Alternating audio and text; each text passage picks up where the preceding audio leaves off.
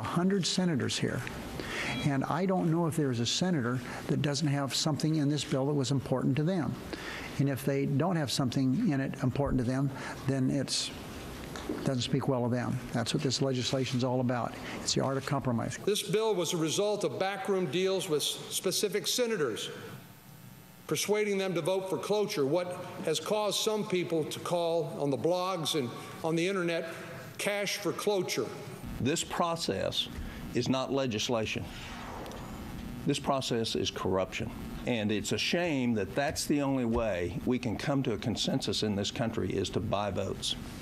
Well, it wasn't just Democratic Senator Ben Nelson of Nebraska who got a sweetheart deal that included $100 million at least, a permanent exemption from Medicaid expansion in his state, and also an exemption from new insurance company taxes for Nebraska's nonprofit insurance companies. But also other senators got some sweetheart deals in this whole effort to get 60 votes by the Senate Majority Leader. What about the politics of this and possibly what happens afterwards? We're back with the panel. Steve. Well, it's been interesting this afternoon after Harry Reid made those comments to listen to conservatives and Republicans criticize him for making those comments and saying, basically that your senator should have done better to get some goodies. And if they didn't get goodies, then they weren't doing a good job as a senator.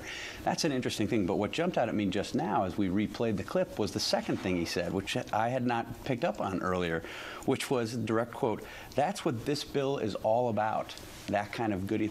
I think he's exactly right. That is what this bill is all about. It's only about health care secondarily. Really, it's about compromise and politics. And that's what makes it amazing sitting here now after a year of debate, after a year on the campaign trail, looking at this health care bill.